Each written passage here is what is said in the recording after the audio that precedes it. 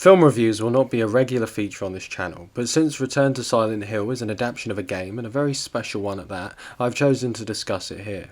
I want to ask two questions. One, is it a good adaptation of the source material? And two, is it good as a film in its own right? Before answering those questions, I want to say that I love both the original Silent Hill 2 and its 2024 remake. I've been playing the former since I was a kid and the latter since it came out. I prefer the original for its hard-to-beat atmosphere, tighter pacing, and just how it tells its story overall. I think the remake goes in some different directions, enough to have justified its existence. I don't like it as much as the original, but it's still a great game. So from the moment I saw an adaptation was coming, I was cautious. Rarely do games translate well to the cinema, and here was one of the best stories in gaming being made into a film. The trailer, which looked fan-made, only increased my worries that were not improved when the abysmal reviews for it were released a few days ago. However, despite all of this, I went into the cinema with an open mind, hoping to see something within the film that others hadn't. So, what did I think?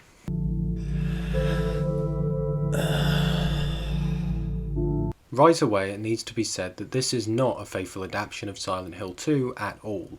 Whole sections are missing. Every scene from the game that is present is completely different in how it plays out, and often in its tone as well. Even in its basic plot, the film deviates massively. The premise of James returning to Silent Hill to find Mary after receiving a letter with her name on it, only to be confronted by the strange world this town has conjured up, is here. From there, the plot goes all over the place, completely changing the meaning of almost everything that was present in the game.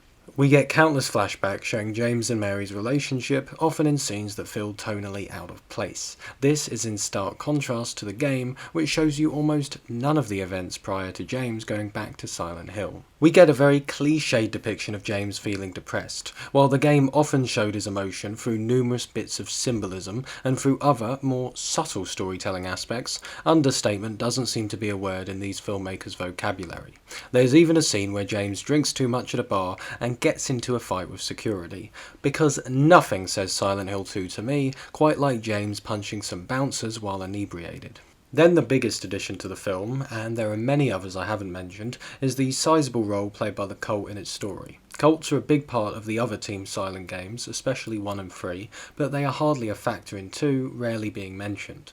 That's not the case for Return to Silent Hill. Here, their part in the story is integral, though in the end they become one of many plot threads that kind of just go nowhere.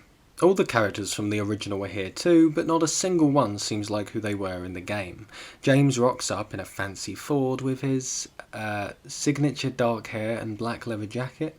Did they confuse James with Claude from GTA 3? Maybe they got their 2001 games mixed up.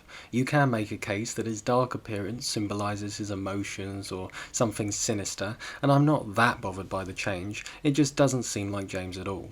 What does bother me though is that here he just looks like a handsome guy who woke up a bit too early. In the original game, he looks like someone who has been through hell. There's exhaustion in his eyes, but that doesn't really show here.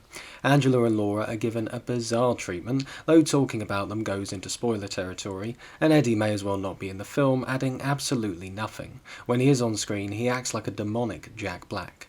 They are also supplemented by many new characters, none of who stand out in the slightest. If I went through everything about this film that didn't feel like a faithful adaptation of the game, we'd be here all day. It all plays out completely differently, and to be honest, with some extra tweaks and name changes, you could probably make this a new story entirely. The last thing I'll say in regards to how it feels as an adaptation is about the monsters and the horror elements. I don't think there's a single bit of fog in this film. Maybe there was, but it's all so dark that I couldn't really tell either way. A few of the monsters aren't here, some of them are barely here, a few have had their appearance altered, and most surprisingly of all, Pyramid Head is almost a non-factor.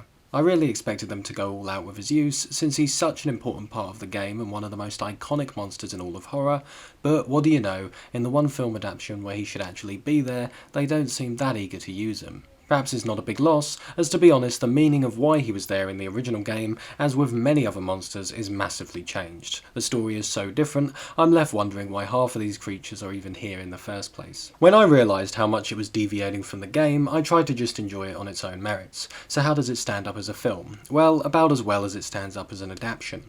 This is a complete mess. The story goes all over the place. The amount of things that are introduced only to go absolutely nowhere is astonishing. Characters will will show up only to never be heard from again. There's a part where James's emotion changes, and it doesn't feel organic in the slightest. It's more like they had to move the plot along and didn't know how else to do it. It sometimes feels like they had to put something from the game into the film, but then didn't want to develop it at all. But despite this, they still managed to leave a good chunk of the game's scenes out entirely, not that it helped to make anything less puzzling. There are scenes of characters basically giving exposition to the camera, and yet it still remains confusing. It's also just an assault on the senses. There isn't even a hint of subtlety here, as almost every scene is incredibly loud and over the top. Gone are so many of the more quiet, surreal moments that made the game as unsettling as it is. What we get instead are the most groan-inducing jump scares imaginable, and 50 things happening at once. There barely seems like a moment when the horror is just allowed to unfold slowly. It's always at 11. There's also lots of bad CGI. In some places I thought it looked less believable than what was on the PS2. It's not that distracting though, because the bad effects are partially covered by the fact that you'll struggle to see most of the film. I understand why you'd want horror to be dark, but when it gets to the point where you have to practically squint to make out what's going on, it becomes ridiculous. Most of it just looks a bit ugly and putrid, like someone vomited on the camera lens. They were also given one of the best original soundtracks of all time and decided to use maybe 3 tracks from it. When those pieces do play, the quality of them compared to everything else on display just shows how much the film is lacking. I will only say in its favour that there were a few nice visual images. Some of them were even a bit creepy. There was a scene with hospital beds and another with characters standing at a window that unsettled me. They felt like they captured the spirit of Silent Hill, and they were actually new additions. It shows what they can do when they go for something a bit more subtle. And that's almost it in terms of positives. There are really few other things to say in this film's favour.